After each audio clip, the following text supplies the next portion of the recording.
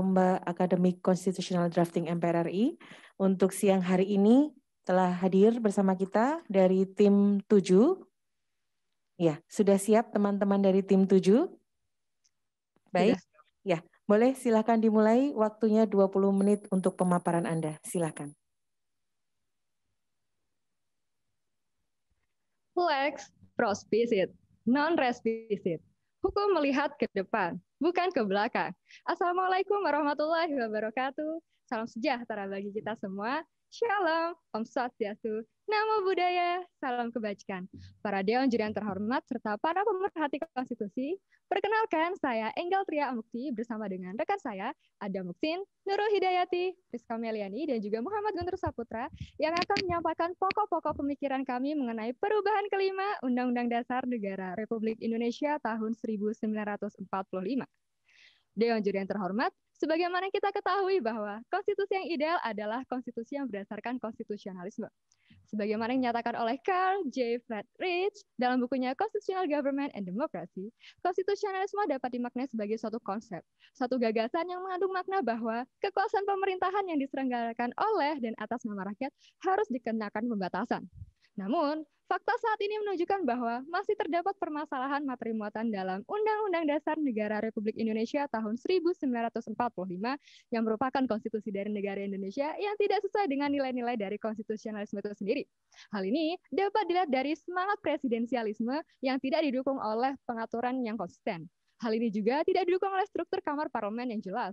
Apakah berkayu pada sistem kameral atau trikameral? Kemudian pengaturan mengenai kelembagaan MPR yang dinilai masih jauh dari hakikat pembentukannya sebagai rumah rakyat. Dan juga beberapa permasalahan yang telah kami sampaikan dalam naskah. Hal inilah yang menjadi dasar semangat bagi kami untuk mendorong perlunya dilakukan perubahan kelima ini. Dewan juri yang terhormat, terdapat 3 teori dan juga 13 asas yang kami jadikan sebagai dasar dalam melakukan perubahan kelima Undang-Undang Dasar Negara Republik Indonesia tahun 1945.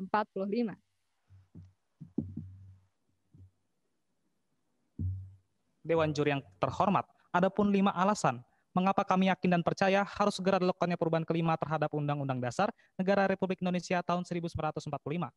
Alasan yang pertama adalah alasan secara filosofis, bahwa di dalam konstitusi kita sekarang masih banyak terdapat permasalahan materi muatan yang mengakibatkan sulit untuk dicapainya cita hukum negara yang berdasarkan Pancasila. Adanya materi muatan yang tidak membumikan semangat kedaulatan rakyat, ditambah lagi tidak dengan benar dijiwainya semangat konstitusionalisme di dalam konstitusi kita dewasa ini. Alasan yang kedua adalah alasan secara historis. Dewan juri yang terhormat, banyaknya ketidaksesuaian materi muatan ini, kondisinya sama ketika dahulu konstitusi kita disalahgunakan yang mengakibatkan terganggunya proses ketatanegaraan di Indonesia ketika itu. Inilah yang kami khawatirkan Dewan juri yang terhormat. Oleh karena itu, untuk mencegah kembali diulangnya sejarah kelam ini, perlu untuk kita melakukan perubahan kelima terhadap Undang-Undang Dasar Negara Republik Indonesia tahun 1945. Alasan yang ketiga adalah alasan secara sosiologis. Dewan juri yang terhormat sudah menjadi rahasia umum bahwasanya dewasa ini masyarakat kita menginginkan adanya perubahan kelima terhadap Undang-Undang Dasar Negara Republik Indonesia tahun 1945. Ini adalah sebagai akibat dari gagalnya konstitusi kita sebagai the basic and the higher law untuk menjadi sarana perekayasaan, pengendalian, dan juga pembaharuan masyarakat. Oleh karena itu, Dewan juri yang terhormat, atas dasar kegagalan inilah, ketika masyarakat sepakat, sudah seharusnya lakukan perubahan kelima terhadap Undang-Undang Dasar Negara Republik Indonesia tahun 1945. Alasan berikutnya adalah alasan secara politis. Tidak bisa kita nafikan Dewan juri yang terhormat, bahwasanya dewasa ini banyak kebijakan-kebijakan politik yang bertendensi merugikan masyarakat. Ini adalah sebagai akibat dari disalahartikannya sarana-sarana politik yang terdapat di dalam Undang-Undang Dasar dengan tujuan hanya untuk kepentingan politik semata Dewan juri yang terhormat. Nah, oleh karena itulah, untuk meluruskan miskonsepsi ini, perlu untuk kita melakukan perubahan kelima terhadap Undang-Undang Dasar Negara Republik Indonesia tahun 1945 dengan cara memperbaiki ketidaksesuaian yang terdapat dalam pasal-pasal Undang-Undang Dasar Negara Republik Indonesia tahun 1945. Dan alasan yang terakhir adalah alasan secara yuridis, di mana terbukanya kanal konstitusional untuk melakukannya perubahan kelima terhadap Undang-Undang Dasar Negara Republik Indonesia tahun 1945.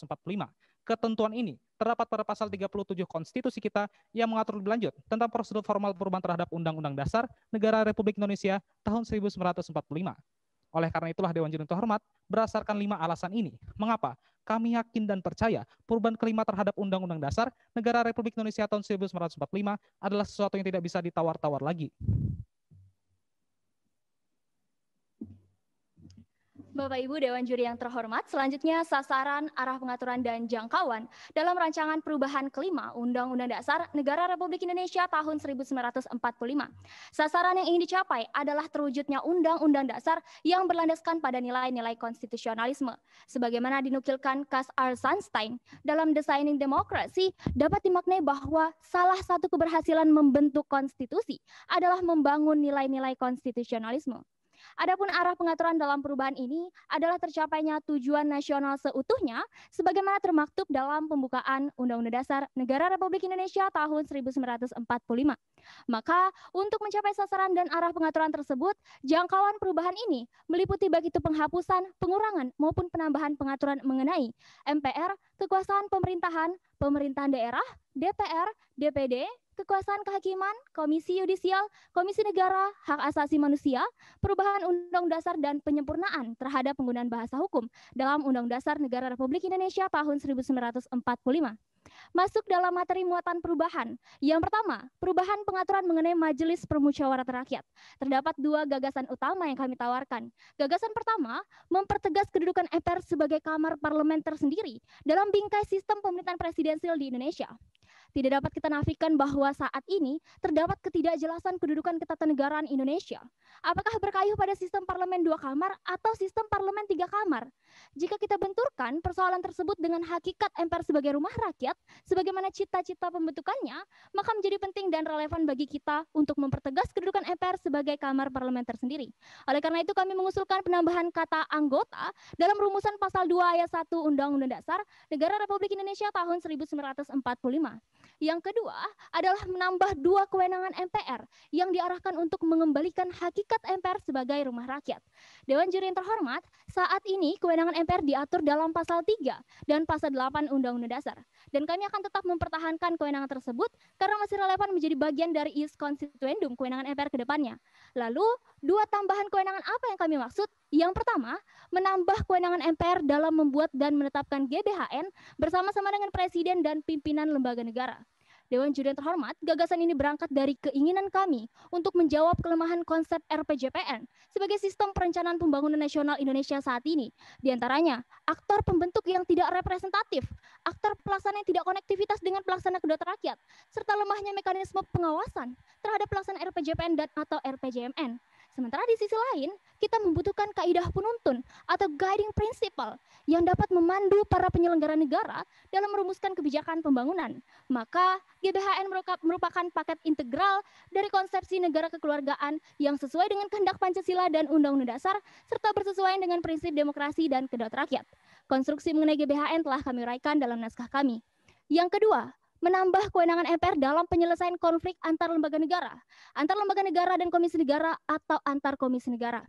Dewan Juri yang terhormat, seringkali terjadi konflik antar lembaga negara yang bukan merupakan kualifikasi sengketa kewenangan lembaga negara, di mana sampai saat ini belum terdapat lembaga negara yang mempunyai kewenangan untuk menyelesaikan permasalahan tersebut. Maka MPR menjadi pilihan untuk menyelesaikan konflik sebagaimana dimaksud didasarkan pada semangat pembentukannya sebagai rumah rakyat. Atas dasar 2 tambahan kewenangan tersebut, kami mengusulkan penambahan 3 ayat dalam rumusan pasal 3 Undang-Undang Dasar Negara Republik Indonesia tahun 1945. Selanjutnya yang kedua, perubahan pengaturan mengenai kekuasaan pemerintahan. Terdapat 2 gagasan utama yang kami tawarkan. Yang pertama, pencalonan presiden dan wakil presiden melalui 2 jalur, yaitu jalur partai politik atau gabungan partai politik dan jalur perseorangan. Sebagai negara yang menganut prinsip negara hukum dan demokrasi, berbagai kanal demokrasi sebagai sarana berpartisipasi politik haruslah terbuka lebar. Oleh karena itu, rekrutmen jabatan presiden dan wakil presiden perlu kita desain ulang agar lebih akomodatif. Selain itu, gagasan melalui jalur perseorangan sesungguhnya bersesuaian dengan prinsip negara hukum dan demokrasi. Oleh karena itu, kami mengusulkan penambahan frasa calon perseorangan dalam rumusan pasal 6A ayat 2 Undang-Undang Dasar Negara Republik Indonesia tahun 1945. Yang kedua, memperkuat sistem presidensial melalui redesign terhadap beberapa kewenangan presiden dalam Undang-Undang Dasar. Apa saja? Yang pertama, menghapus kewenangan legislasi presiden dalam proses pembentukan undang-undang dan memberikan hak veto kepada presiden dalam proses pengesahan rancangan undang-undang. Artinya, presiden tidak perlu ikut dalam proses pembentukan undang-undang. Lembaga politik yang diberikan kekuasaan di bidang legislasi adalah DPR dan DPD. Maka biarlah mereka menyelesaikan tugasnya dalam proses pembentukan undang-undang. Namun, kita perlu memberikan hak veto kepada presiden ketika presiden keberatan atau tidak sepakat terhadap sebuah rancangan undang-undang. Dewan Juri terhormat, agar presiden tidak semena-mena dalam menggunakan hak vetonya, maka parlemen diberikan hak pula untuk menganulir veto presiden berdasarkan jumlah suara tertentu dari jumlah anggota parlemen. Konstruksi demikian telah kami uraikan dalam naskah kami. Yang kedua, perlunya penegasan kewenangan presiden sebagai kepala negara dan kepala pemerintahan. Dan yang ketiga, perlunya penghapusan persetujuan DPR dalam pengangkatan duta dan konsul.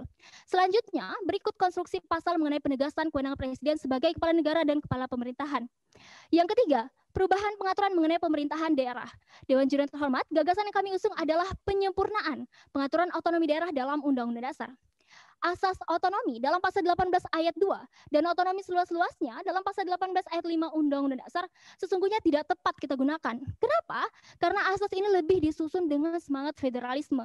Sementara kita adalah negara kesatuan, maka asas yang lebih tepat untuk kemudian digunakan dalam redaksi pasal 18 ayat 2 adalah asas desentralisasi, asas dekonsentrasi dan tugas pembantuan, serta perlunya penghapusan frasa seluas-luasnya dalam rumusan pasal 18 ayat 5 Undang-Undang Dasar Negara Republik Indonesia tahun 1945.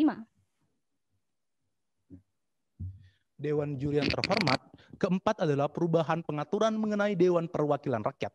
Terdapat dua gagasan yang kami tawarkan. Gagasan pertama adalah memurnikan fungsi legislasi Dewan Perwakilan Rakyat.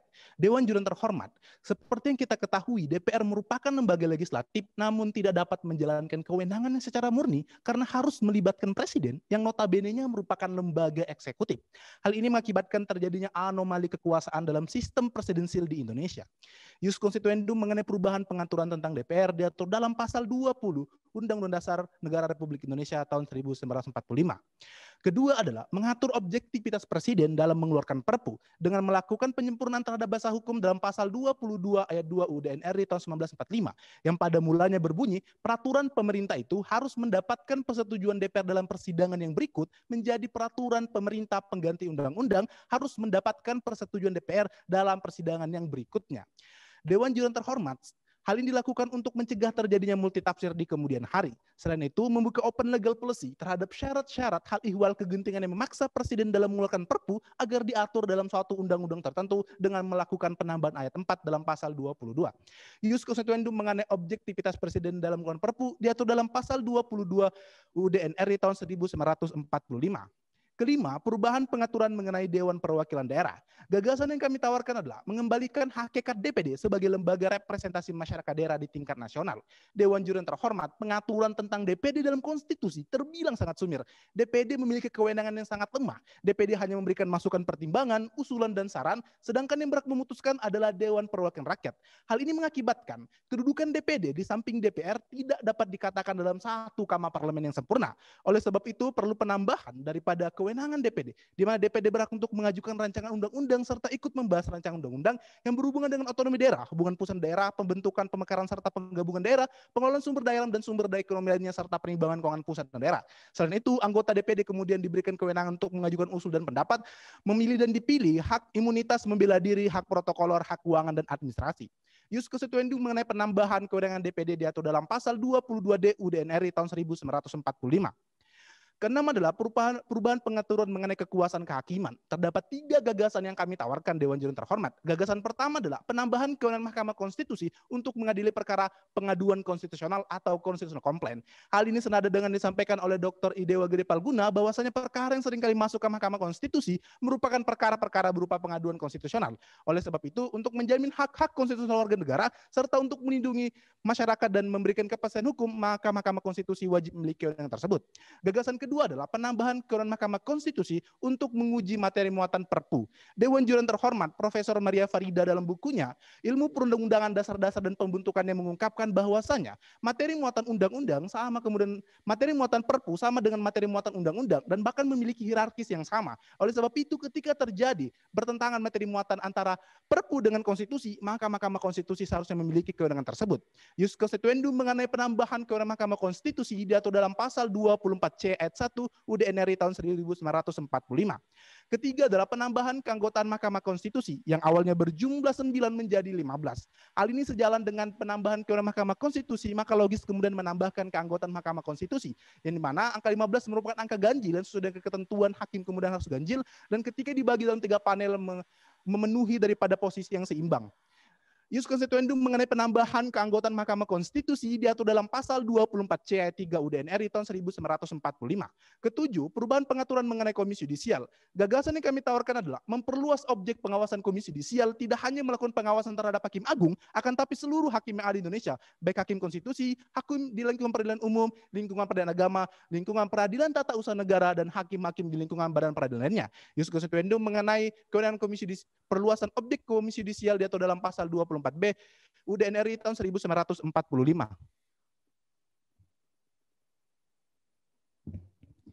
Dewan Juri yang terhormat, selanjutnya yang ke-8 adalah perubahan pengaturan mengenai Komisi Negara.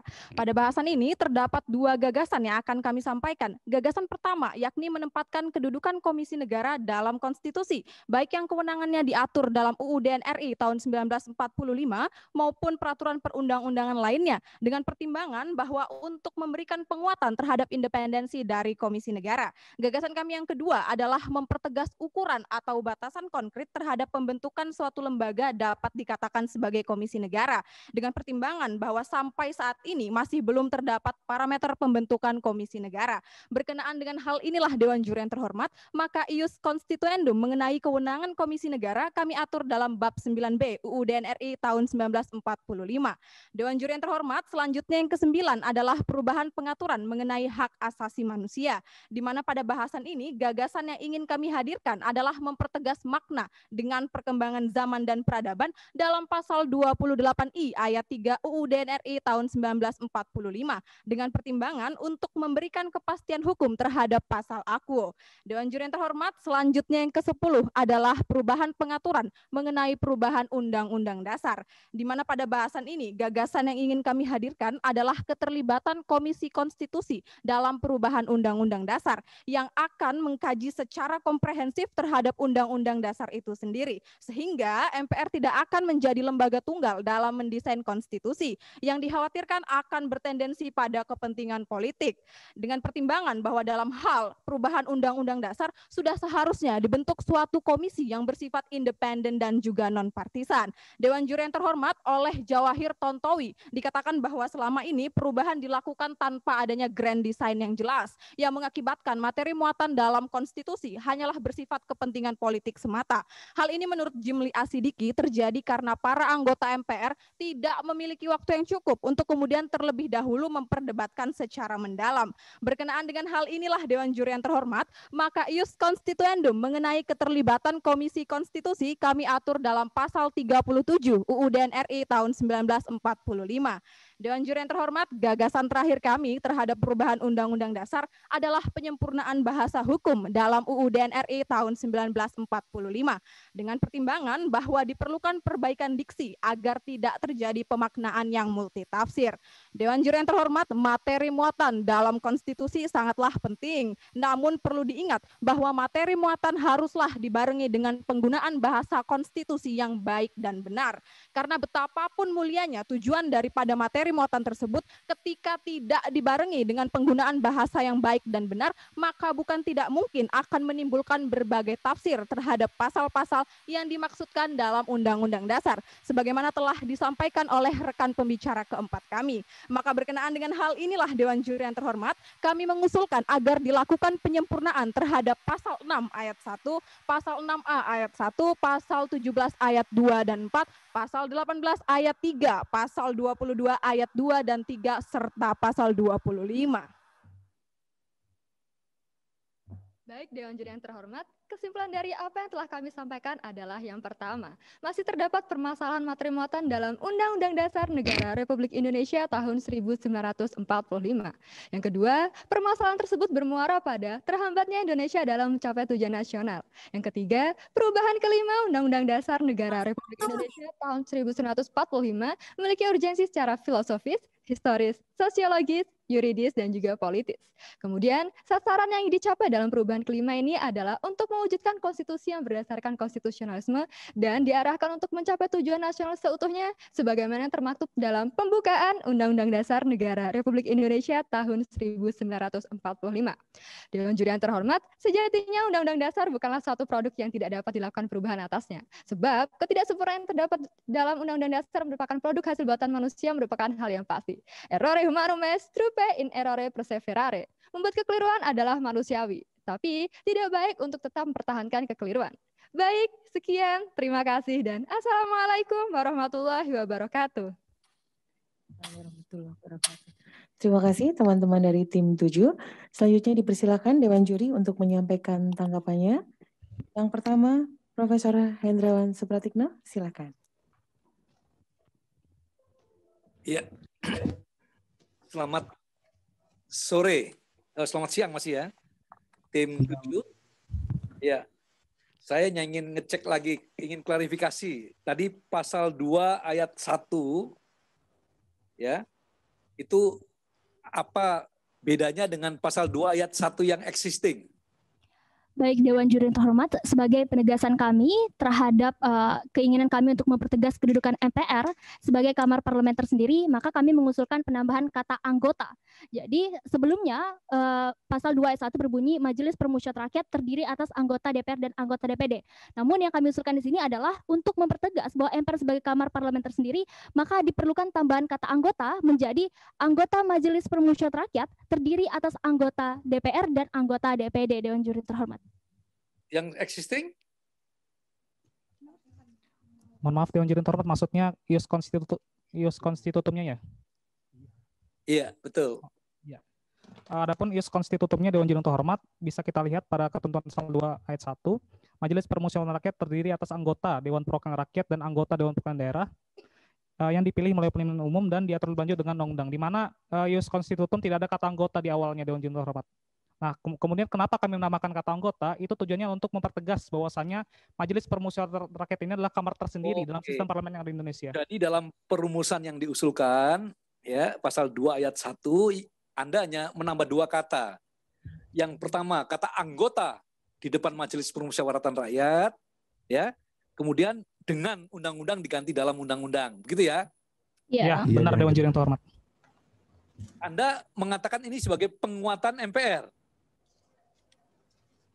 Ya. Benar Dewan Juri yang terhormat. Betul. Tetapi ini justru kami pandang sebagai upaya untuk memperlemah posisi MPR. Itu terlihat misalnya dari usulan Anda pasal 3 ayat 4, ya MPR dalam menetapkan garis besar haluan negara harus bersama dengan presiden dan ketua lembaga negara yang lain.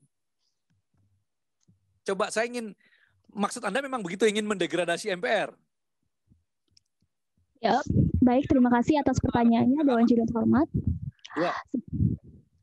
Baik, yang pertama kami tegaskan bahwa keinginan kami adalah mengembalikan hakikat MPR sebagai rumah rakyat dengan pertimbangan bahwa memang saat ini masih pengaturan mengenai kelembagaan MPR masih dinilai masih jauh dari hakikat MPR sebagai rumah rakyat.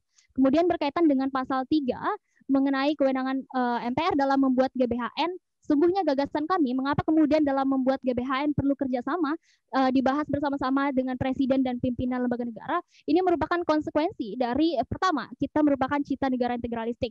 Yang kedua, konsekuensi dari pasal 1 ayat 2 Undang-Undang Dasar, yang menyatakan bahwa kedaulatan berada di tangan rakyat dan dilaksanakan menurut Undang Dasar. Sejatinya pasal ini menegaskan bahwa seluruh lembaga negara saat ini adalah pelaksana kedaulatan rakyat. Bukan hanya MPR, bukan hanya presiden, Dewan Juri terhormat, sehingganya perlu ada kerjasama di antara para penanggung jawab pelaksana kedaulatan rakyat itu sendiri. Ya, saya ini tim 7, saya membaca ini ada kesan bahwa memang akan didegradasi, lembaga-lembaga politik akan didegradasi. Tapi lembaga-lembaga yang sifatnya non-politik itu ingin Anda perkuat. Apakah kesan demikian betul? Izin menjawab Dewan Juri yang terhormat. Jadi kesan tersebut tidaklah benar. Mengapa? Karena adanya rumusan pasal yang kami tawarkan bukanlah kemudian dengan maksud untuk mendegradasi daripada kedudukan MPR, tapi justru untuk memperkuat MPR sebagai kamar parlemen tersendiri. Sebagai gagasan kami, ke depannya Indonesia akan menganut trikameral, sebagaimana disampaikan oleh Prof. Jimli. Jadi untuk mengusung daripada 3 kamar tersebut, maka eksistensi MPR kemudian harus diperjelas dulu dengan menambah frasa bahwasanya MPR itu adalah terdiri dari anggota DPR dan anggota DPD. Sebagaimana hal ini berbeda dengan sistem bikameral yang ada di Amerika Serikat contohnya, yang dimana Kongres mereka terdiri dari the House of Representative dan Senat. Itu terdiri dari institusinya. Akan tetapi yang kami tawarkan supaya bisa menjadi trikameral adalah terdiri dari anggotanya itu Dewan Juri Terhormat. Jadi justru ini adalah mengembalikan hakikat daripada MPR supaya kedepannya bisa menjadi rumah rakyat kembali sebagaimana telah diusung daripada founding fathers kita Dewan Juri Terhormat sesuai dengan cita negara hukum yang integralistik. Terima kasih. Ya, jadi kalau ingin memperkuat MPR ya dikembalikan saja sebagai lembaga tertinggi negara, sebagai penjelmaan seluruh rakyat. Baik. Dijalankan oleh MPR. Enggak, ini karena apa? Lembaga politik yang lain misalnya DPD, Anda mengatakan di sini anggota DPD bisa diberhentikan. Padahal anggota DPD ikut sebagai perseorangan. Ini pasal 22C ayat 4. Anggota Dewan Perwakilan Daerah dapat diberhentikan dari jabatannya yang syarat-syarat dan tata caranya diatur dalam undang-undang. Sementara di pasal 22E ayat 4, peserta pemilu untuk memilih DPD adalah perseorangan. Jadi Anda mendegradasi lagi DPD. Betul? Izin menjawab Dewan Juri yang terhormat. Sejatinya kami tidak kemudian mendegradasi daripada kedudukan DPD, sesuai dengan semangat konstitusionalisme bahwasanya konstitusi yang baik adalah konstitusi yang konstitusionalisme. Artinya makna konstitusionalisme itu sendiri menurut Prof. Jimli adalah adanya pembatasan. Kenapa kemudian kami memberikan open legal policy mengenai syarat-syarat anggota DPD dapat diberhentikan dari jabatan itu diatur dalam undang-undang. Hal ini sejalan dengan bahwasanya ketika seorang anggota DPD melakukan kemudian pelanggaran-pelanggaran hukum yang mencederai daripada norma-norma hukum itu sendiri dan mencederai daripada amanat daripada masyarakat daerah, maka berdasarkan atas hukum, anggota DPD tersebut kemudian dapat diberhentikan sebagaimana presiden dapat diimpeach, maka anggota DPR pun sebenarnya anggota DPD maksud kami itu juga bisa dapat diberhentikan Dewan Juri yang terhormat. Izin menambahkan Dewan Juri yang kami hormati, sesungguhnya gagasan mengenai apakah anggota DPD dapat diberhentikan dari jabatannya dalam ketentuan pasal 22C ini bukanlah gagasan baru Dewan Juri terhormat, karena dalam ius constituentum Undang-Undang Dasar saat ini memang telah diatur bahwa anggota DPD dapat diberhentikan dari jabatannya yang syarat-syarat dan tata caranya diatur dalam undang-undang. Artinya bahwa memang setelah ada pengaturan tersebut dalam Undang Dasar, khususnya dalam pasal 22D ayat 4 Undang-Undang Dasar Dewan Juri Terhormat. Artinya ini bukanlah gagasan baru kami. Oke, nah sekarang kembali ke MPR tadi ya. Jadi itu tadi GBHN itu karena dibuat bersama-sama, nanti bentuk ketetapannya, keputusannya apa ya? Dekret itu? Baik, terima kasih Dewan Juri yang terhormat. Sebagaimana konstruksi kami mengenai GBHN ke depan bahwa memang produk GBHN akan ditetapkan melalui ketetapan MPR Dewan Juri yang terhormat. Ketetapan MPR. Berarti ketetapan MPR ini dihidupkan lagi ya? Ya benar Dewan Juri terhormat, akan tetapi penegasan yang perlu kami sampaikan di sini dalam konstruksi naskah kami bahwa ketetapan MPR yang bersifat mengatur dalam hal ini hanya dikhususkan dalam membuat dan menetapkan GBHN saja. Jadi berarti undang-undang mengenai pembentukan peraturan perundang-undangan, Undang-Undang 12 2011 tentang hierarki, ya pasal 7 itu diubah ya? Iya, dilakukan revisi Dewan Juri yang terhormat. Yang direvisi apanya? Menegaskan bahwa MPR dapat membuat ketetapan yang bersifat mengatur namun dikhususkan pada GBHN Dewan Juri terhormat. Yang lain-lain tidak boleh ya, hanya khusus untuk GBHN? Iya benar. Oke, saya kira cukup. Terima kasih. Baik, terima kasih Profesor Hendrawan Supratikno. Selanjutnya dipersilakan Ibu Dr. Hesti Armi Wulan terlebih dahulu. Silakan Ibu. Baik, selamat siang. Assalamualaikum warahmatullahi wabarakatuh. Waalaikumsalam warahmatullahi wabarakatuh. Ya, ini tim yang ke-6 ya.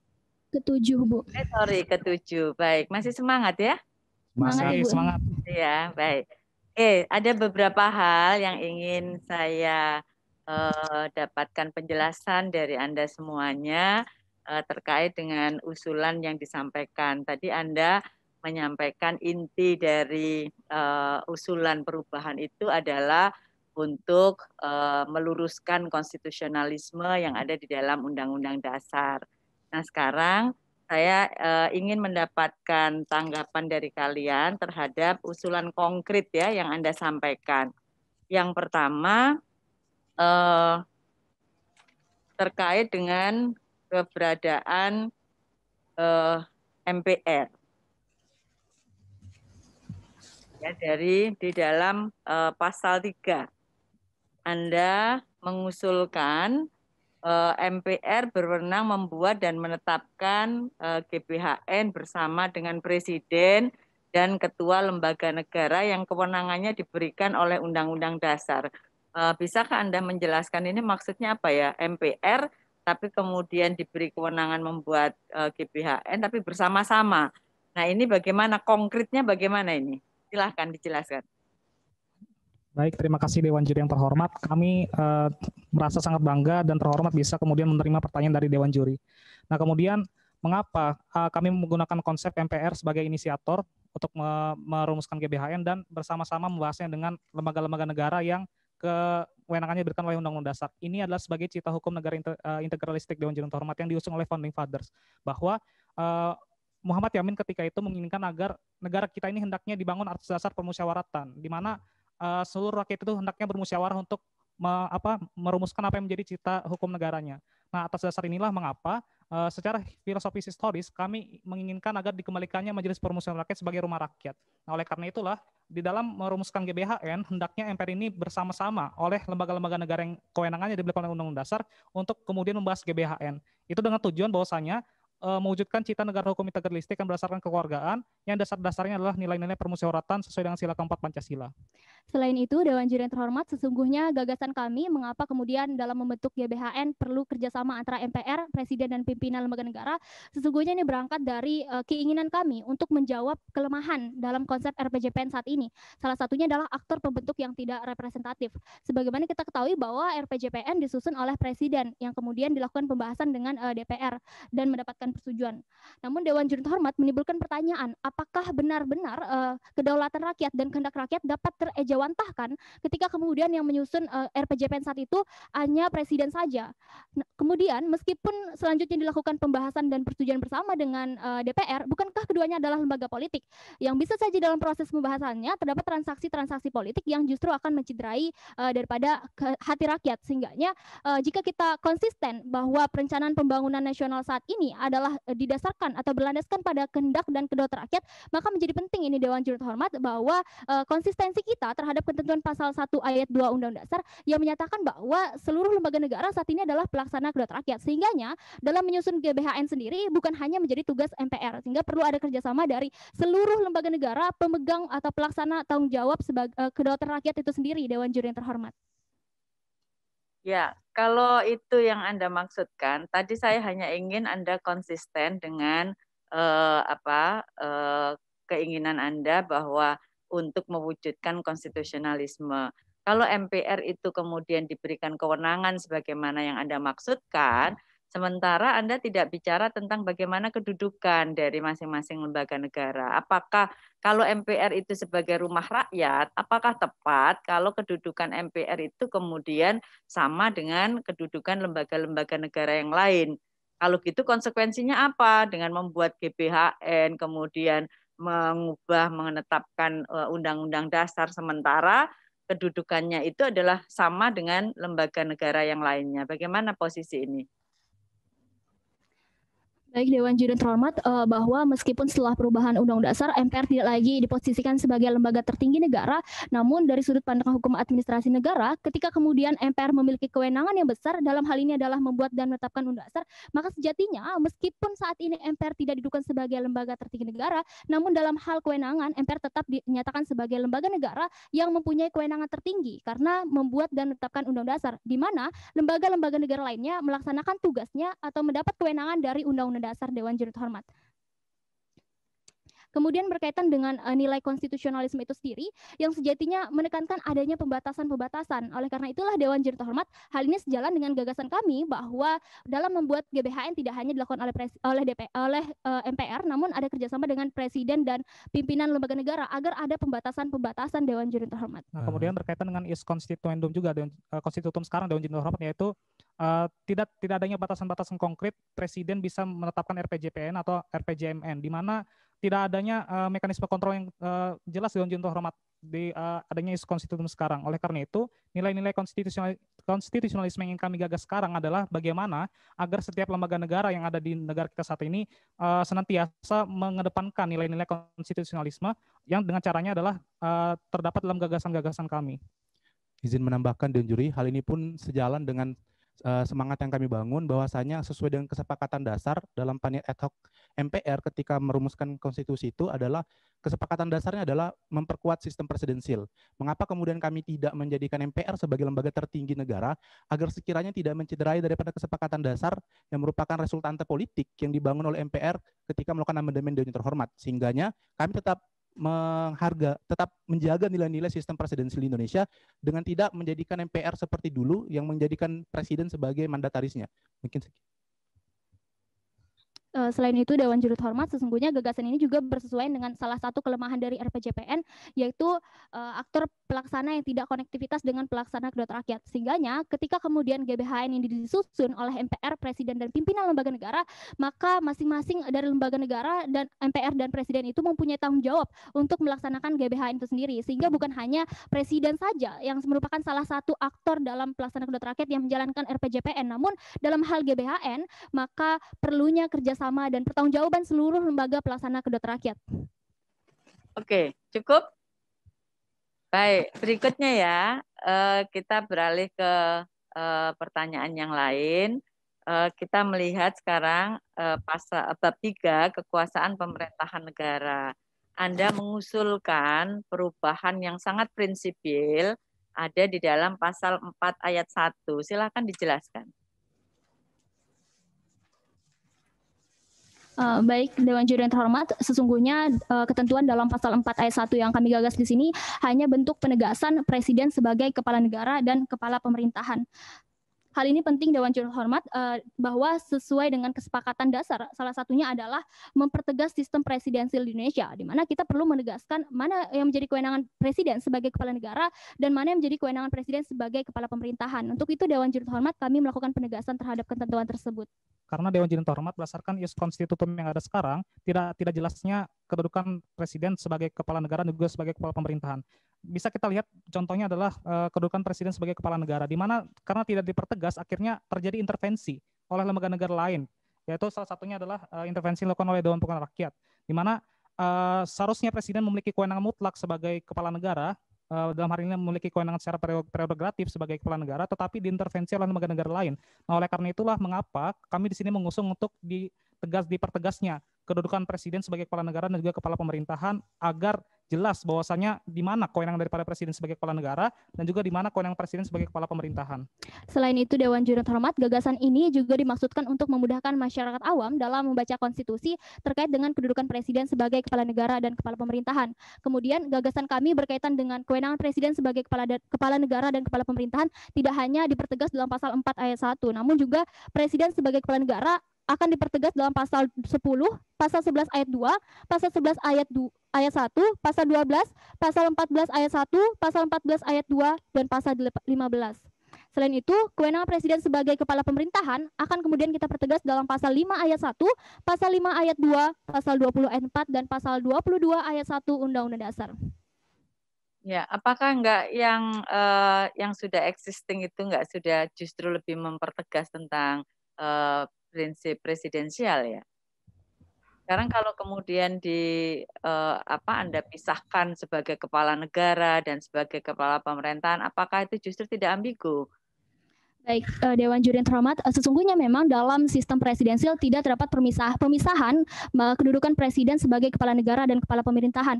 Namun dalam hal ini yang perlu kami tegaskan adalah kewenangan presiden, tugas dan wewenang presiden saja sebagai kepala negara dan kepala pemerintahan. Artinya dalam konstitusi versi ius constituendum yang kami gagas tidak terdapat pemisahan kedudukan presiden sebagai kepala negara dan kepala pemerintahan. Namun hanya berupa penegasan mana yang menjadi tugas dan kewenangan presiden sebagai kepala negara dan mana yang menjadi tugas dan kewenangan presiden sebagai kepala pemerintahan. Nah, kemudian Dewan Juri terhormat ini menjadi penting karena jangan sampai terjadinya tafsir bebas secara gramatikal terhadap ketentuan pasal-pasal yang ada di Undang-Undang Dasar kita, di mana seharusnya konstitusi ini sebagai norma dasar yang sebagai jembatan antara norma-norma yang ada di bawahnya, sehingga jangan sampai terjadi tafsir bebas terhadap pasal-pasal yang terdapat dalam Undang-Undang Dasar. Dengan ini maka menjadi relevan untuk kita kemudian menambahkan atau mempertegas kedudukan presiden sebagai kepala negara dan juga sebagai kepala pemerintahan. Dewan Juri terhormat. Ya, oke. Sekarang berikutnya Anda tadi menyampaikan bahwa untuk memurnikan check and balances dan juga berkaitan waktu yang tersisa tinggal 1 menit dengan keberadaan DPR sebagai pembentuk undang-undang, tapi Anda tetap mengusulkan di situ pasal 5 ayat 1. Presiden sebagai kepala pemerintahan berhak mengajukan rancangan undang-undang kepada DPR. Katanya tadi sebaiknya dihilangkan fungsi itu. Bagaimana ini? Baik, Dewan Juri terhormat, izin menjawab bahwasanya kami tidak kemudian menghilangkan kedudukan presiden sebagai kepala pemerintahan, sehingganya dalam proses legislasi presiden kemudian memiliki hak hanya kemudian mengajukan rancangan undang-undang. Akan tetapi dalam proses pembahasan tidak kemudian memerlukan persetujuan. Berdasarkan teori kewenangan itu melekat daripada persetujuan itu sendiri, Dewan Juri terhormat.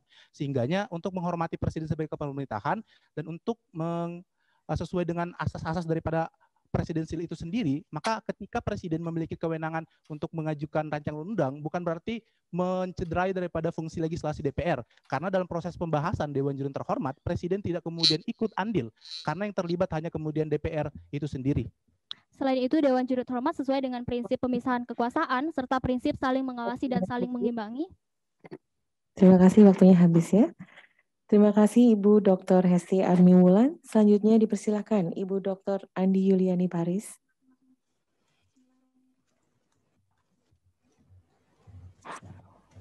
Selamat sore, adik-adik masih semangat? Semangat Ibu. Semangat. Ya, harus semangat di sini. Ini peserta ke-7 dan perempuannya biasanya 2, ini 3. Ya. Pertama, tadi saya melanjutkan pertanyaan dari Ibu Dr. Hesti. Dalam salah satu PowerPoint adik-adik ada tertulis pemurnian DPR sebagai lembaga pembuat undang-undang. Tapi tadi sudah ditanyakan oleh Ibu Dr. Hesti, tetapi masih adik-adik sebutkan di sini bahwa Presiden sebagai kepala pemerintah juga bisa mengusulkan undang-undang. Saya baca juga di halaman 100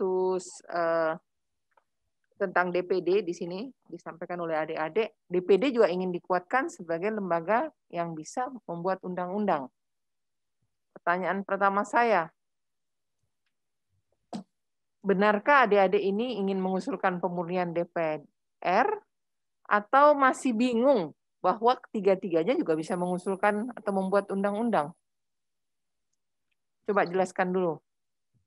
Karena antara presentation tadi, PowerPoint-nya dengan naskahnya, saya lihat masih banyak yang tidak sinkron. Nah, silahkan, Dek. Baik, Dewan Juri terhormat, izin menjawab.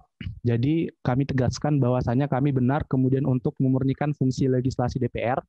Kemudian dalam konsep naskah yang kami bangun pun kami tetap memerhatikan prinsip-prinsip checks and balance supaya tidak terjadi kewenangan yang sepihak dilaksanakan oleh lembaga penyelenggara negara.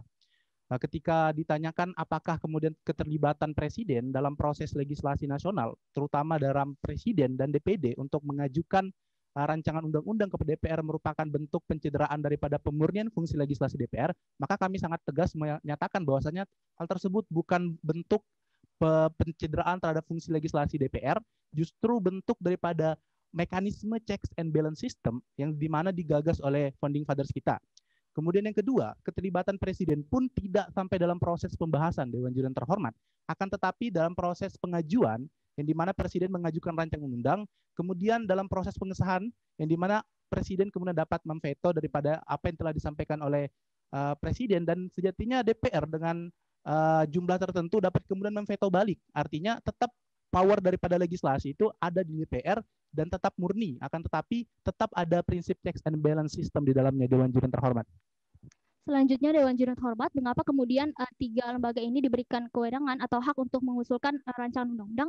Yang pertama, mengapa Presiden kita berikan hak untuk mengusulkan rancangan undang-undang? Karena Presiden adalah kepala negara dan kepala pemerintahan. Dalam hal ini, Presiden mempunyai hak sebagai kepala pemerintahan dalam mengusulkan rancangan undang-undang. Kemudian yang kedua, mengapa kemudian DPD kami perkuat juga kewenangannya dalam mengusulkan rancangan undang-undang? Hal ini berangkat dari keresahan kami terhadap adanya disparitas yang begitu jauh antara kewenangan DPR dan DPD saat ini, Dewan Juri terhormat. Yang kedua, untuk melaksanakan mekanisme checks and balances secara optimal, dan yang ketiga untuk efektivitas pembangunan nasional, dan yang keempat untuk mengembalikan hakikat dan tujuan pembentukan DPD, di mana secara bahwa saat ini Dewan Juri terhormat kewenangan DPD yang terbatas menghambat dalam rangka tujuan dibentuknya DPD sendiri. Yang kami maksud di sini memurnikan fungsi legislasi Dewan Perwakilan Rakyat Dewan Juri terhormat adalah untuk kemudian mengembalikan hakikat daripada Presiden sebagai pemegang kekuasaan eksekutif, karena ius konstitutum yang ada sekarang Dewan Juri terhormat telah terjadi anomali sistem presidensial, di mana Presiden ikut juga untuk mengintervensi apa yang jadi kekuasaan daripada Dewan Perwakilan Rakyat, di mana mereka ikut membahas Dewan Juri terhormat. Dalam hal ini adalah Presiden. Nah, inilah yang terjadi anomali Dewan Juri terhormat. Memang pada dasarnya kesepakatan dasar adalah untuk mempertegas sistem presidensial, tetapi telah terjadi anomali Dewan Juri terhormat, di mana Presiden ikut membahas di dalam proses legislasi yang ada di seharusnya apabila kita ingin mempertegas dengan tetap mempertahankan prinsip-prinsip check and balances, seharusnya Presiden itu hanya untuk mengajukan usul, tidak ikut membahas. Nah, disinilah poin utama kami bahwasanya yang dimaksud dengan memurnikan fungsi legislasi adalah dengan mengembalikan hakikat Presiden sebagai kekuasaan eksekutif, sebagai policy executing terhadap apa yang dilakukan oleh Dewan Perwakilan Rakyat, dengan kemudian tidak ikut membahas dalam proses legislasi Dewan Juri terhormat. Terima kasih. Ya. Walaupun itu sebenarnya menimbulkan anomali baru juga. Ya. Kemudian pasal 24B, di sini adik mengusulkan 24B beta.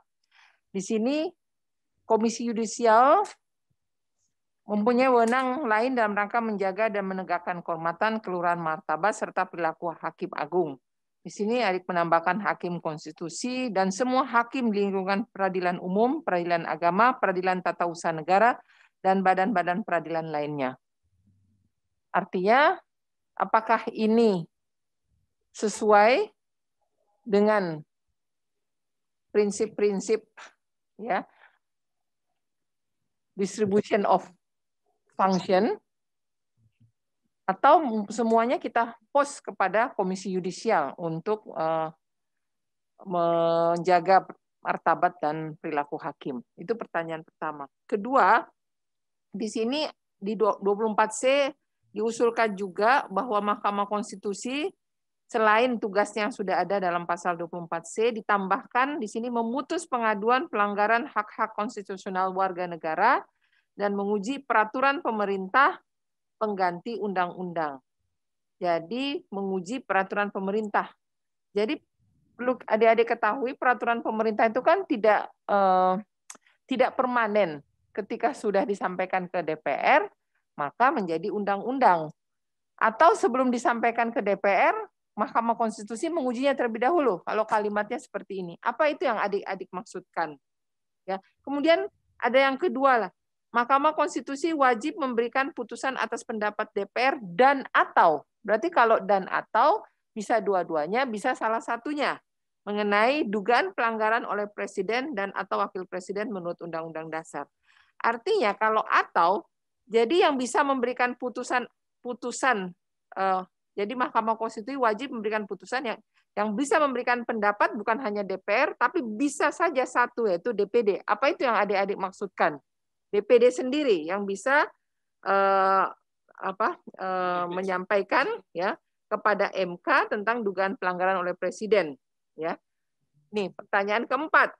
Tentang 15 orang anggota Hakim Konstitusi ini dasarnya apa? Menjadi 15 anggota Hakim Konstitusi. Apa kurang kalau 9? Nah, pasal 25 beta B ya. Di sini juga ada tentang Komisi Negara. Komisi Negara di sini disebutkan komisi negara lainnya. Kalau dengan komisi negara lainnya berarti komisi negara yang sudah ada. Atau apakah adik-adik memaksudkan juga komisi negara lainnya yang dibentuk oleh undang-undang? Ya, siapa tahu ada satu undang-undang yang membentuk komisi negara. Itu pertanyaan saya, silahkan dijawab. Baik, yang pertama pertanyaan berkaitan dengan objek pengawasan KY. Dalam hal ini KY dapat mengawasi Komisi Konstitusi. Sesungguhnya gagasan ini berangkat dari 3 argumentasi kami. Yang pertama, sebagai salah satu unsur negara hukum, adanya pengawasan terhadap badan-badan peradilan. Kemudian yang kedua, pengawasan hakim dalam rangka mewujudkan excellent court. Dan yang ketiga, secara historis memang objek pengawasan KY ketika itu tidak hanya sebatas hakim yang saat ini menjadi kewenangan KY, namun seluruh hakim Dewan Juri Terhormat. Istilah artinya bahwa tidak hanya hakim MA dan badan peradilan yang berada di bawah MA, namun seluruh hakim mencakup pula hakim konstitusi. Kemudian melanjutkan pertanyaan nomor 2 yang mengenai kewenangan Mahkamah Konstitusi untuk kemudian memutus atau mengalih perkara konstitusi komplain, itu kami tambahkan karena dalam fakta empiris dan terhormat dari tahun 2003 sampai 2013 terdapat 106 pengaduan konstitusional masuk ke MK. Kan tetapi MK tidak kemudian bisa mengadilinya karena keterbatasan kewenangan, sehingga untuk melindungi hak-hak konstitusional warga negara perlu penambahan kewenangan tersebut. Kemudian mengenai Perpu Dewan yang terhormat, meskipun Perpu itu akan berlaku sebagai undang-undang, namun memang posisi Mahkamah Konstitusi adalah menguji Perpu itu sendiri. Artinya sebelum menjadi undang-undang, MK hadir di sana untuk kemudian bisa melakukan pengujian. Artinya pengujiannya itu bersifat alternatif. Ketika memang diajukan ke MK, kemudian MK memiliki kewenangan untuk menguji tersebut. Karena jangan sampai dalam waktu 30 hari itu ada hak konstitusional yang terlanggar Dewan Juri yang terhormat. Kemudian masalah hakim yang 15, mengapa kami melakukan penambahan hakim? Pertama, karena adanya penambahan kewenangan Mahkamah Konstitusi itu sendiri. Kedua adalah karena pada fakta empiris Dewan yang terhormat terdapat kemudian banyak kasus yang mangkrak di Mahkamah Konstitusi sendiri yang tidak dapat diselesaikan. Nah, hal ini sejatinya kami lakukan untuk kemudian mempermudah Mahkamah Konstitusi untuk menyelesaikan perkara-perkara konstitusional yang masuk ke negara. Karena yang namanya pengaduan konstitusional itu Dewan terhormat sangatlah banyak. Sehingganya karena banyaknya pengaduan konstitusional yang akan terbuka ke depannya, maka bertambahnya jumlah hakim menjadi 15 itu kemudian hal yang relevan untuk kami lakukan. Dan hal itu pun kemudian Dewan terhormat sesuai dengan peraturan-peraturan yang telah ada. Yang salah satunya adalah di pasal 182 ayat 6 KUHP, kemudian ada juga di pasal 4 ayat 1 Undang-Undang nomor 8 tahun 2011 yang dimana menegaskan hakim itu ganjil. Angka 15 pun ganjil dan ketika dibagi panel pun seimbang. Baik, Dewan Juri Terhormat, terkait dengan pertanyaan mengenai pasal 24C ayat 2 di mana MK wajib memberikan putusan atas pendapat DPR dan atau DPD. Hal ini kami lakukan. Yang pertama, kami menegaskan bahwa frasa dan atau ini merupakan sifatnya fakultatif. Artinya dalam hal mengajukan pendapat tersebut bisa dilakukan oleh DPR atau DPD. Hal ini juga sesuai dengan semangat kami untuk kemudian memperkuat eksistensi DPD sebagai kamar parlemen dalam sistem perwakilan di Indonesia, Dewan Juri Terhormat. Kemudian berkaitan dengan Komisi Negara dalam bab 25 dalam pasal 25B sesungguhnya ketentuan yang mengatur mengenai Komisi Negara akan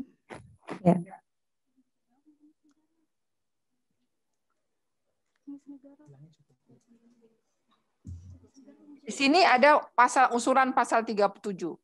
Di mana usul perubahan pasal Undang-Undang Dasar dapat diagendakan dalam 1/4 jumlah anggota DPR. Kenapa angka 1/4 itu dan 1/4 jumlah anggota DPD? Jadi setengah ya dari masing-masing anggota. Kemudian ada Komisi Konstitusi. Kira-kira imajinasi hukum adik-adik ini tentang Komisi Konstitusi yang dibentuk oleh majelis seperti apa ya? Baik, pertanyaan pertama terkait dengan pasal 37 mengenai keterlibatan dari DPD di sini dalam rangka proporsi yang proporsional antara DPR dan DPD. Yang kemudian yang kedua, perhitungan kami 1/4 tersebut adalah secara matematis memiliki jumlah yang kurang lebih sama dengan ius constitutum saat ini. Dan yang ketiga, sesuai dengan asas proporsional.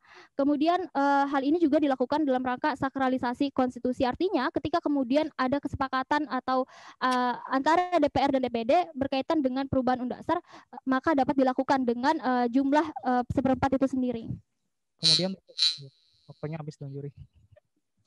Waktunya habis. Terima kasih Ibu Dr. Andi Yuliani Paris. Selanjutnya dipersilahkan Dr. Jimmy Usfunan.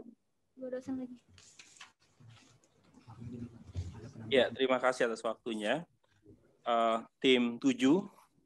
Jadi mohon tanggapan ya, dan tolong dicatat beberapa pertanyaan ini dulu. Pertama, di dalam pasal 5 ayat 1 dan pasal 4 ayat 1, adik-adik mencoba memasukkan kata kekuasaan Presiden sebagai kepala negara, pasal 4 ayat 1. Presiden memegang kekuasaan sebagai kepala negara dan kepala pemerintahan menurut Undang-Undang Dasar. Pertanyaannya adalah, kepala negara itu kekuasaan apa? Karena itu kan dibingkai dalam kekuasaan, memegang kekuasaan sebagai kepala negara dan kepala pemerintahan. Kedua, di sini juga adik-adik memasukkan di pasal 5 ayat 1, ayat 2, Presiden sebagai kepala pemerintahan menetapkan PP untuk menjalankan undang-undang sebagaimana mestinya. Nah, ini mengubah pasal 4 ayat 1, kalau kita lihat sekarang dalam konteks regulasi, ada PP, ada Perpres. Perpres itu dasar hukumnya pasal 4 ayat 1. Presiden memegang kekuasaan pemerintahan, jadi itu punya kewenangan untuk membuat Perpres. Kemudian di dalam pasal 5 ayat 1, 5 ayat 2, adik-adik membunyikan Presiden sebagai kepala pemerintahan menetapkan PP. Nah, sedangkan dalam logika regulasinya, PP itu adalah perintah dari undang-undang. Apakah dengan pasal 5 ayat 2 dan pasal 4 ayat 1 yang diubah itu menghilangkan Perpres? Nah, kemudian yang berikutnya, di dalam pasal 6A ayat 2, di sini ada calon perseorangan. Nanti mohon ditanggapi dan dijelaskan bagaimana nanti eksistensi dari presidensial threshold. Apakah nanti akan ada atau dihilangkan? Jika ada, itu bagaimana cara penghitungannya? Kemudian di dalam pasal 18 ayat 5, di sini menghilangkan kata seluas-luasnya. Jadi pemerintah daerah menjalankan otonomi seluas-luasnya itu sebelumnya. Ini dihilangkan kata seluas-luasnya. Mohon dijelaskan apa urgensi menghilangkan kata seluas-luasnya, sedangkan di dalam frase berikutnya, kecuali urusan pemerintahan yang oleh undang-undang ditentukan sebagai urusan pusat. Nah, ini menunjukkan bahwa teori residu tetap digunakan di dalam pasal 18 ayat 5. Sehingga apa sebenarnya makna dari penghilangan kata seluas-luasnya ketika teori residu masih digunakan. Kemudian dalam hal berikutnya itu terkait dengan Komisi Konstitusi, pasal 25 ayat 3. Komisi Konstitusi kami juga mendengar tadi ikut atau memiliki kewenangan untuk mengubah ya dalam hal perubahan Undang-Undang Dasar. Tapi kalau kita membaca di dalam pasal 25 ayat 3, susunan kedudukan, keanggotaan, dan lain-lainnya mengenai pembentukan komisi negara itu diatur dengan undang-undang. Layakkah ketika sebuah komisi konstitusi atau sebuah badan yang kewenangannya diberikan oleh undang-undang, kemudian ikut mengubah undang-undang dasar? Ini bagaimana? Mohon dijelaskan. Ya, silakan. Baik, terima kasih Dewan Jun terhormat. Izin menjawab mengenai pertanyaan pertama, yaitu kedudukan Presiden sebagai kepala negara dan pemerintahan. Apa kemudian kedudukan Presiden sebagai kepala negara? Seperti yang kita ketahui, sebagai kepala negara, Presiden itu akan melakukan kewenangan yang bersifat seremonial Dewan Jun terhormat. Salah satunya seperti melakukan pidato kenegaraan, kemudian dalam hal penerimaan duta negara lain, duta dan konsul, dan lain-lain. Artinya hal-hal yang bersifat seremonial itu dilakukan kepala negara sebagai orang nomor 1 di Indonesia itu sendiri. Kemudian apakah dengan mempertegas peraturan pemerintah dalam pasal 5 ayat 2 lantas menghilangkan Perpres? Ada jawabannya tentu tidak Dewan Jun terhormat. Adanya kewenangan Presiden kami pertegas di sini untuk kemudian menunjukkan eksistensi Presiden sebagai kepala pemerintahan dan untuk kemudian memperkuat sistem pemerintahan presidensial itu sendiri. Sehingga ketika adanya Perpres itu kemudian tidak menjadi sebuah permasalahan dan anomali dalam ketatanegaraan selanjutnya. Selain itu, pertanyaan berkaitan dengan gagasan kami calon perseorangan dalam presiden dan wakil presiden, hal ini sesungguhnya sejalan dengan prinsip negara hukum dan demokrasi, di mana berbagai kanal demokrasi perlu dibuka lebar Dewan Jun Hormat. Berkaitan dengan apakah presidensial threshold akan dihapuskan, kami menyatakan tidak Dewan Jun Hormat. Kenapa? Karena dalam hal ini kami membuka dua jalur, ada jalur partai politik, ada jalur perseorangan. Artinya, dalam hal jalur partai politik, pencalonan presiden dan wakil presiden akan tetap memperhatikan mekanisme presidensial threshold. Kemudian dalam hal pencalonan melalui jalur perseorangan akan ada batasan melalui ambang batas suara. Artinya legitimasi ada tetap ada legitimasi dari masing-masing pencalonan itu sendiri Dewan Jun Hormat. Kemudian yang keempat berkaitan dengan frasa seluas-luasnya dalam pasal 18 ayat 5 Undang-Undang Dasar, sejatinya gagasan kami untuk kemudian menghapuskan kata frasa seluas-luasnya ini sejalan dengan nilai-nilai konstitusionalisme yang menekankan adanya pembatasan-pembatasan. Kemudian Dewan Juri Terhormat, sesungguhnya frasa seluas-luasnya itu lebih dibangun dengan semangat federalisme. Artinya tidak ada pembatasan atau dalam hal negara federal, kekuasaan dari negara-negara bagian itu besar Dewan Juri Terhormat. Sementara kita adalah negara kesatuan. Oleh karenanya dalam negara kesatuan pemerintah pusat memegang kekuasaan. Nah, kemudian dilakukan penyerahan kewenangan kepada pemerintah daerah. Artinya ketika masih ada frasa seluas-luasnya dalam pasal 18 ayat 5 ini menjadikan logikanya terbalik Dewan Juri Terhormat, dan ini tidak sejalan dengan pasal 1 ayat 1 yang menegaskan bahwa negara Indonesia adalah negara kesatuan.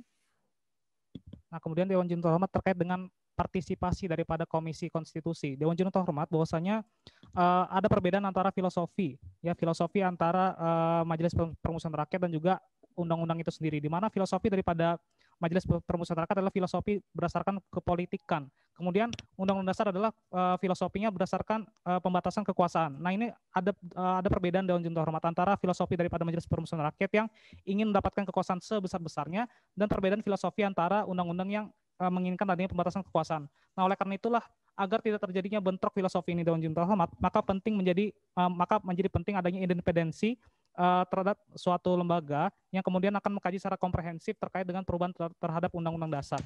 Kemudian berkaitan dengan ketentuan mengenai Komisi Konstitusi yang didasarkan pada undang-undang, apakah bisa melakukan ikut dalam melakukan mengubah dan menetapkan Undang-Undang Dasar? Kami nyatakan bisa Dewan Juri Terhormat. Kenapa? Karena dalam hal ini yang kami gagas adalah keterlibatan Komisi Konstitusi dalam pengkajian komprehensif terhadap usul perubahan Undang-Undang Dasar itu sendiri. Kemudian, kenapa perlu diatur dalam undang-undang? Ini dalam rangka mewujudkan kepastian hukum. Sebagaimana kita adalah negara hukum, maka tujuan daripada negara hukum salah satunya adalah mencapai kepastian hukum.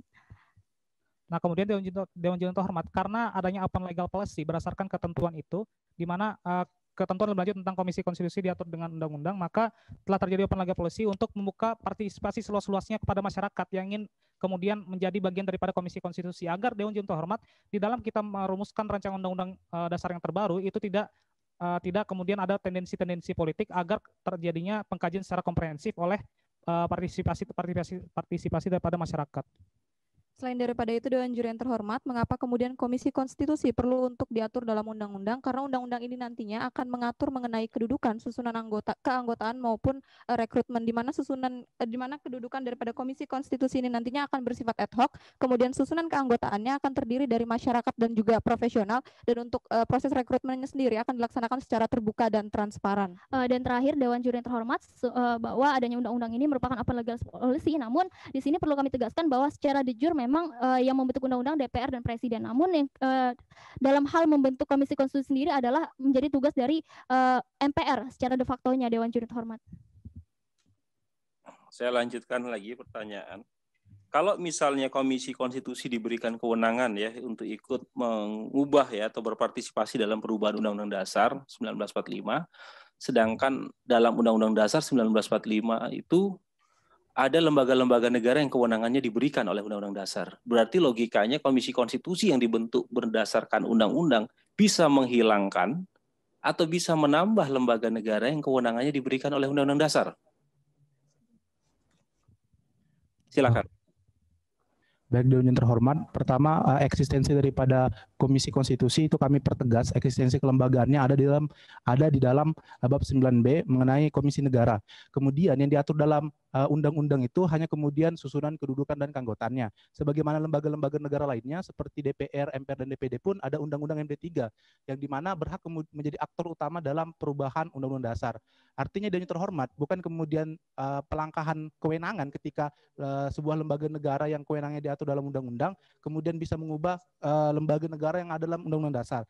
Tidak seperti itu sebenarnya logika yang ingin kami bangun, akan tetapi eksistensinya sudah kami pertegas sebagai lembaga konstitusional juga, yaitu dia memiliki peranan sebagai lembaga konstitusional independen yang kedudukannya setara kemudian dengan Presiden, DPR, dan DPD. Kemudian kenapa kemudian kami memberikan open legal policy, supaya kemudian ke depannya Dewan yang terhormat, adanya kepastian hukum mengenai susunan kedudukan keanggotaan Komisi Yudisial itu diatur secara rigid dalam undang-undang. Hal ini pun sesuai dengan konstruksi hukum kita, yang dimana hukum kita berjenjang dan terhormat, di mana konstitusi tidak bisa mengatur secara rigid segala hal, akan tapi harus kemudian bersifat main adea, itu ide besar, kemudian akan dirigidkan dalam undang-undang sesuai dengan hierarki berdasarkan teori Steuvenboy teori dari Hans Kelsen dan Hans Nowatzki, di mana ketika undang-undang dasar sebagai grundnorm itu kemudian memiliki kewenangan untuk mendelegasikan daripada pembentuk peraturan pelaksana itu dalam undang-undang, yang dimana undang-undang kemudian diatur dalam PP dan seterusnya. Dewan Juri terhormat.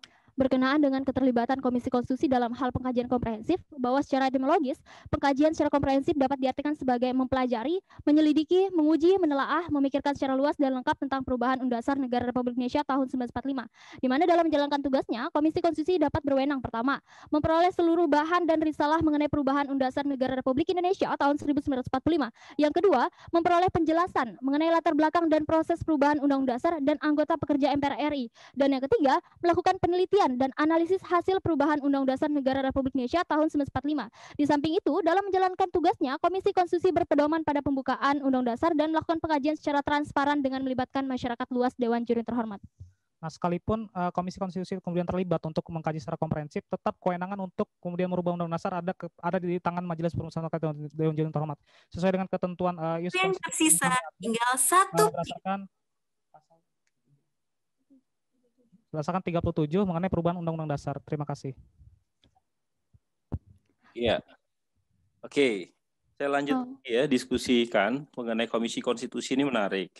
Jadi kalau dengan Komisi Konstitusi sebagai lembaga negara atau sebagai badan negara atau lembaga negara independen, kan sekarang ada lembaga negara non struktural atau LNS, ada lembaga negara non kementerian LPNK. Dia masuknya di dalam konteks LNS atau LPNK dalam pemikiran kalian? Baik Dewan Juri terhormat, bagaimana kemudian lembaga negara dapat dikatakan sebagai komisi negara? Dalam hal ini kami mengajukan dua persyaratan utama. Yang pertama adalah menempatkan kedudukan komisi negara dalam dasar, dan yang kedua memperjelas persyaratan sebuah lembaga negara dapat dikatakan sebagai komisi negara apabila memenuhi 3 persyaratan utama. Yang pertama, dasar hukum pembentukannya menyatakan secara tegas kemandirian dan independensi dari komisi negara. Ya, habis. Terima kasih. Terima kasih Dr. Jemius Funan. Selanjutnya dipersilakan Dr. Radian Salman. Baik, terima kasih tim 7 yang sangat semangat ini ya. Ada beberapa hal ya yang mungkin sedikit-sedikit minta ditanggapi tapi tidak usah terlalu panjang ya. Yang pertama, saya mengatakan setuju enggak kalau saya bilang Anda ini memperlemah sistem presidensial di perubahan kelima ini? Tidak, Dewan Juri yang terhormat. Justru gagasan-gagasan kami berangkat dari keinginan kami untuk mempertegas sistem presidensial. Ya sudah, sebentar. Saya hanya ingin kasih tahu, saudara memperlemah presidensialisme karena setidaknya 2 hal. Yang pertama, saudara memasukkan calon perseorangan. Ya. Yang kedua, saudara memasukkan frasa komisi negara lainnya. Yang untuk alasan yang kedua, komisi negara lainnya dalam banyak tempat itu lembaga independen yang lebih banyak pada lingkungan eksekutif, yang itu justru adalah kewenangannya eksekutif ya. Yang kedua, calon perseorangan ya. Saya kira pelembagaan pencalonan yang perseorangan itu kemudian mengakibatkan pelembagaan sistem kepartean tidak terdukung dengan baik. Artinya apa yang dikhawatirkan?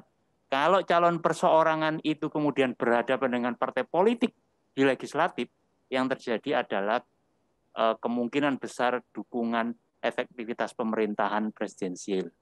Silakan direspon. Baik Dewan Juri terhormat, pertama mengenai calon perseorangan, apakah benar ini kemudian sebagai bentuk pencederaan sistem presidensial? Kami jawab tentu saja tidak, Dewan Juri terhormat. Justru ini merupakan semangat kami untuk saya tidak bilang dicederai ya. Yang harus dibayangkan adalah ketika presiden tanpa dukungan partai ya bertemu di dalam satu sistem ketatanegaraan, yang gagasan penguatan sistem presidensial itu apa sih? Yaitu penguatan sistem presidensial tetapi tetap dengan check and balance. Ya, tetapi yang terjadi di sini dia calon perseorangan, nggak ada dukungan dari partai. Dewan Juri terhormat, meskipun tidak ada dukungan dari partai politik, namun sejatinya perseorangan memiliki legitimasi kuat langsung daripada rakyat Indonesia itu sendiri. Kemudian yang dipertanyakan bagaimana kemudian stabilitas pemerintahan ketika yang naik jadi presiden merupakan lembaga calon independen atau perseorangan yang tidak ada pendukungnya di parlemen.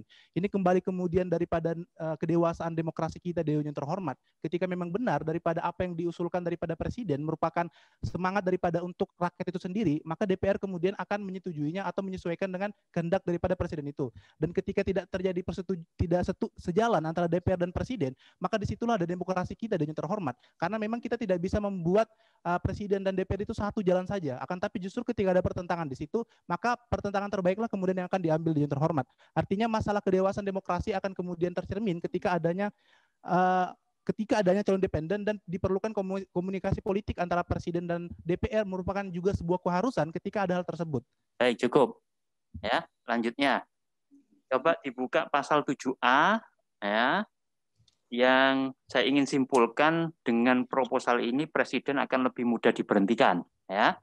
Pasal 7A ada berbeda dengan pasal 7B, yaitu pintu masuk untuk memberhentikan presiden.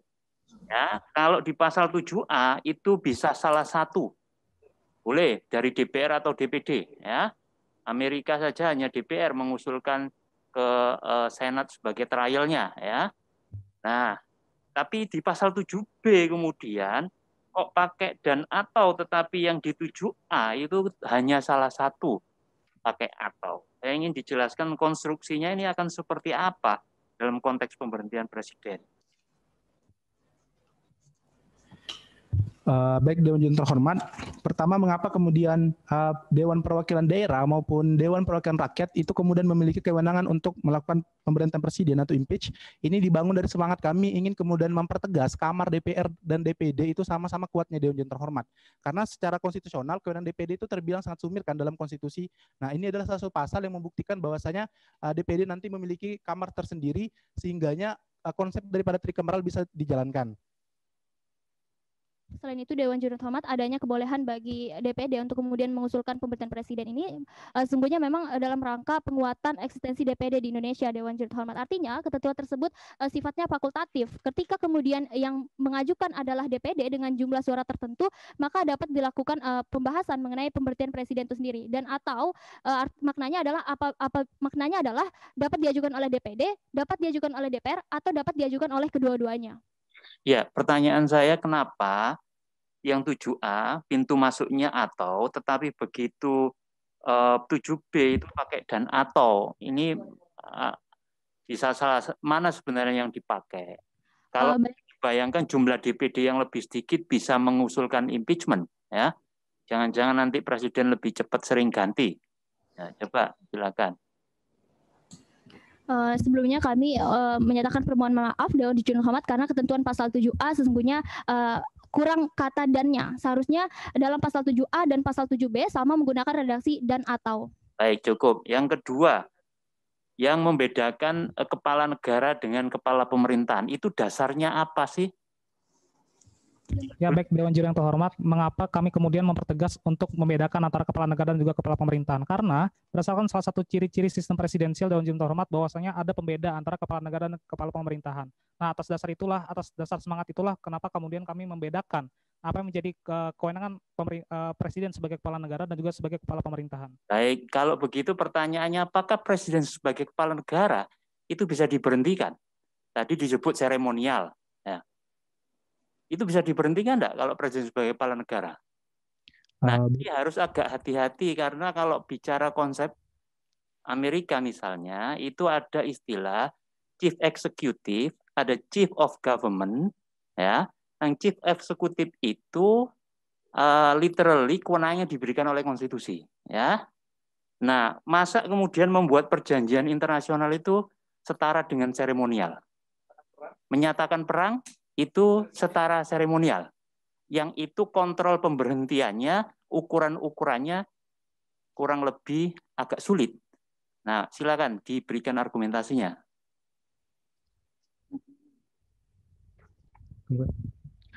Baik Dewan Juri terhormat berkaitan dengan pelaksanaan dari kewenangan presiden yang sebagai kepala pemerintahan, sesungguhnya hal ini sejalan dengan adanya ketentuan pasal 18 ayat 5 di mana ada pembagian urusan antara pemerintah pusat dan pemerintah daerah. Dalam hal ini, dalam Undang-Undang Pemerintah Daerah ada kualifikasi. Pembagian urusan pemerintahan dalam hal ini adalah urusan pemerintahan absolut, urusan pemerintahan konkuren, dan urusan pemerintahan umum. Dalam hal Presiden sebagai kepala negara, ia akan menjalankan tugasnya yang bersifat absolut. Dewan Juri Terhormat. Coba dilihat, jadi mulai pasal 10, pasal 11, dan seterusnya, jelas di situ disebutkan berangkatnya kan saudara membedakan kepala pemerintahan, kepala negara. Poinnya adalah agak sukar dalam pemerintahan presidensial untuk membuat definisi yang ketat mana kepala negara, kepala pemerintahan. Sederhananya konsekuensinya, kalau kepala negara itu beyond eksekutif, dia bisa nggak diberhentikan. Ya, jadi dia bisa enjoy sampai masa jabatannya. Ya, coba klarifikasinya seperti apa?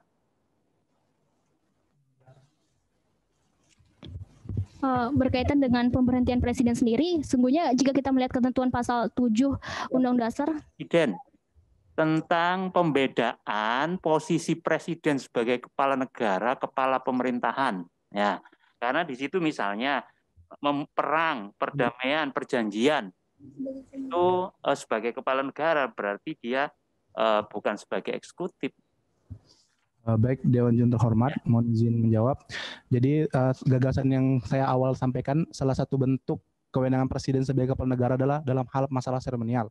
Kemudian ketika di konstitusi itu diperjelas dalam hal kepala negara memegang kekuasaan tertinggi atas angkatan darat, angkatan laut, dan angkatan udara. Artinya dalam proses pengangkatan daripada bawahannya itu kemudian dia menyelenggarakan kewenangannya sebagai kepala negara.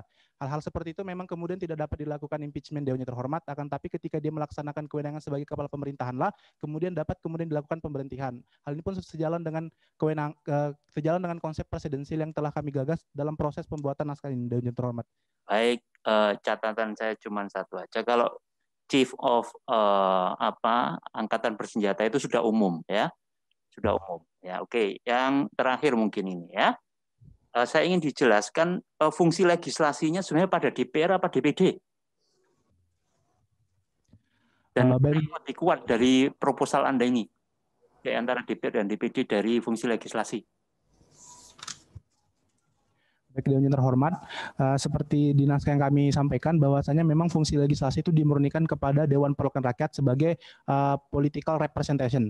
Akan tetapi ke depannya Dewan Perwakilan Daerah kemudian memiliki kewenangan untuk mewakili rakyat yang dimana ikut membahas serta mengajukan rancangan undang-undang, yang dimana rancangan tersebut kemudian akan diterima DPR, tidak kemudian hanya bersifat masukan pertimbangan semata, akan tetapi dalam perkembangannya masukan daripada DPR tersebut akan kemudian mewakili daripada keterwakilan DPD sebagai lembaga representasi masyarakat daerah dalam proses legislasi nasional, akan tapi tidak kemudian mencederai nilai-nilai legislasi yang dimiliki Presiden.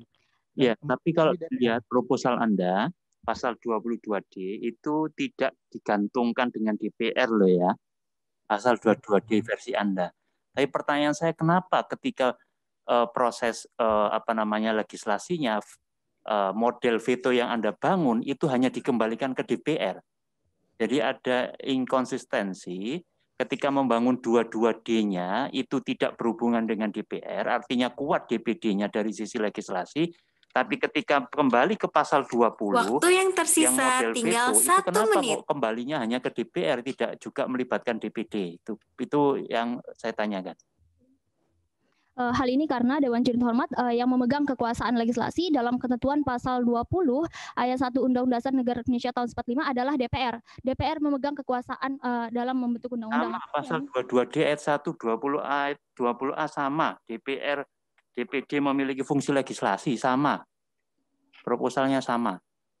Baik, Dewan Juri Terhormat, sebagaimana yang telah dikunci di pasal 22D, sejatinya proses legislasi yang dimiliki DPD itu terbatas yang mengenai kedaerahan saja. Akan tetapi untuk Presiden itu luas, Dewan Juri Terhormat, sehingganya ketika kita konsisten menafsirkan daripada kewenangan legislasi DPD yang tentang kedaerahan, maka kemudian ketika itu memang berhubungan dengan kedaerahan, maka proses legislasi sebenarnya tetap tercantum daripada DPD sebagai lembaga representasi masyarakat daerah. Namun tidak dijelaskannya secara rigid dalam pasal yang kami tawarkan adalah karena memang proses legislasi yang dimiliki DPR itu adalah proses legislasi secara umum, Dewan yang terhormat, tidak hanya terbatas pada kedaerahan. Terima kasih.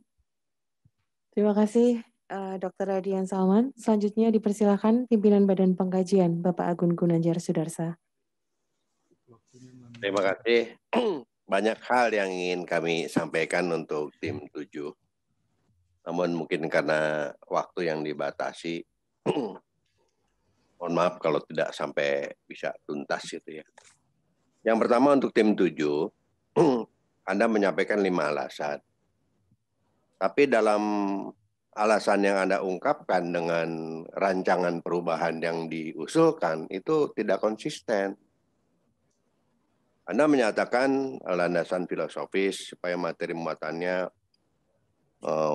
berpedoman kepada Pancasila, pada prinsip kedaulatan rakyat. Tapi kalau kita lihat lagi Anda mengimplementasikan dalam bentuk kelembagaan MPR, lalu ada DPR, DPD, ditambah lagi dengan kekuasaan presidensial, itu saya tidak bisa masuk terlalu detail gitu ya, waktu. Di situ saja Anda bisa lihat hal-hal yang secara filosofis itu tidak konsisten. Yang kedua, historis. Di soal pemerintahan daerah, Anda mengusulkan daerah itu menggunakan ajas desentralisasi, ajas dekonsentrasi, Medebewin. Ya. Yang secara historis harusnya Anda ini melawan lagi.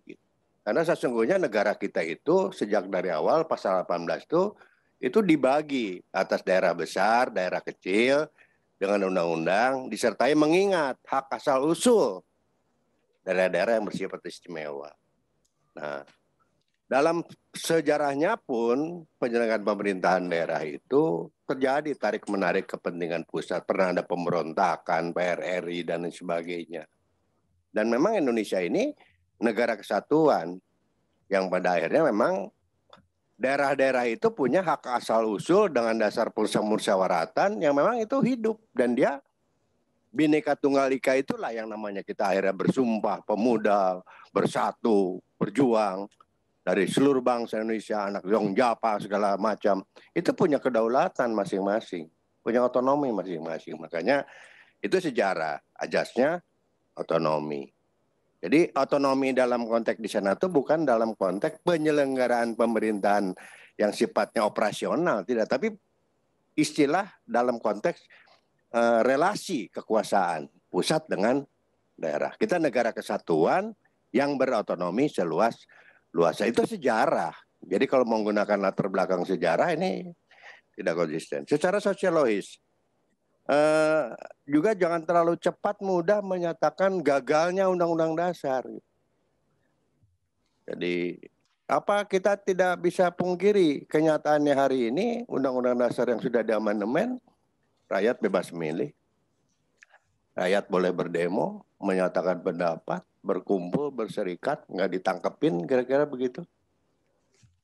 Itu zaman saya dulu, saya udah praktik mungkin repot.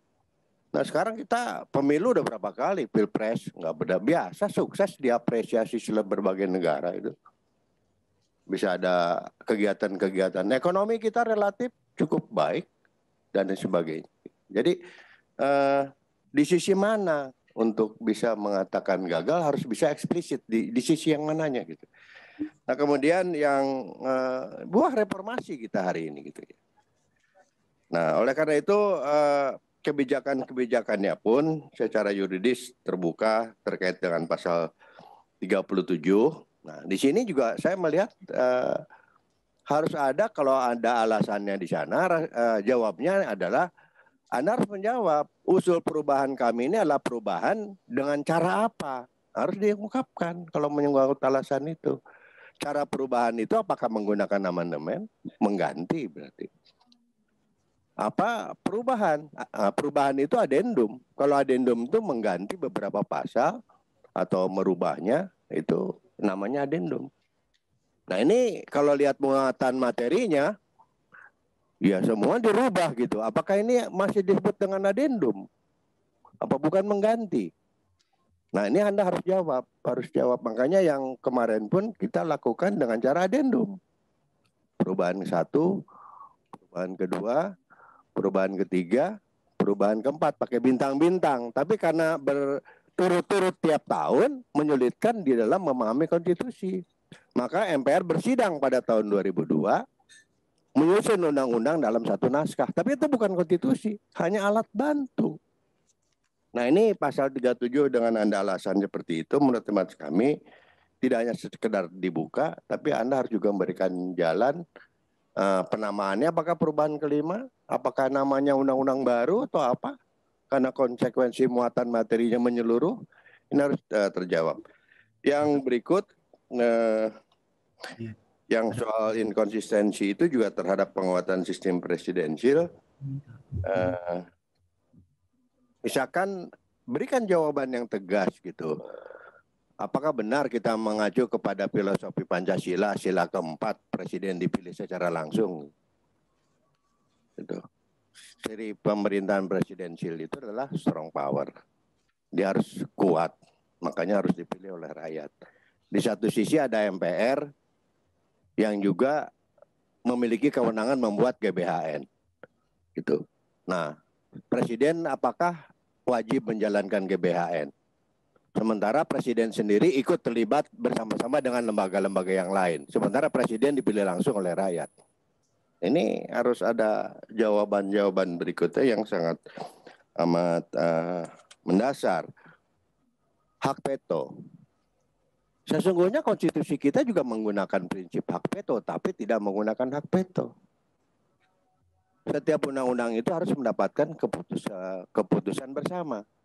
Artinya DPR ini nggak bisa bikin undang-undang tanpa persetujuan presiden. Tapi kalau veto itu pasca undang-undang jadi, kalau kita menggunakan pra sebelum undang-undang jadi, presiden dikasih kewenangan membuat veto.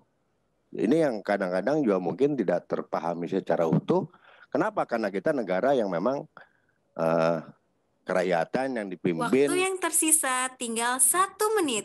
Masih ada 1 menit. Jadi untuk tim 7 ini menurut hemat kami pemikiran-pemikirannya cukup banyak yang baik ya, progresif gitu.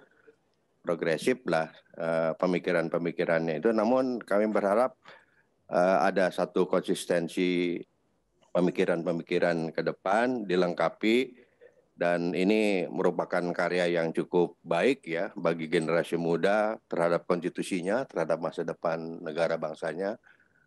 Namun satu hal, kita juga harus mengingat bahwa berpikir ke depan saya sangat setuju. Masa lalu cukup dipahami, cukup dimengerti, berpikirlah digitalisasi pun ke depan sudah harus jadi tantangan kita. Selamat untuk tim 7, semoga apa yang dikerjakan membawa manfaat buat negara bangsa, buat konstitusi kita ke depan. Assalamualaikum. Terima kasih Bapak. Terima kasih Bapak. Terima kasih banyak Dewan Juri. Dan Badan Pengkajian MPR, Dewan Juri yang kami hormati, demikianlah pemaparan dari tim 7 telah selesai. Terima kasih teman-teman tim 7. Terima kasih panitia, terima kasih Dewan Juri. Terima kasih Dewan Juri, panitia.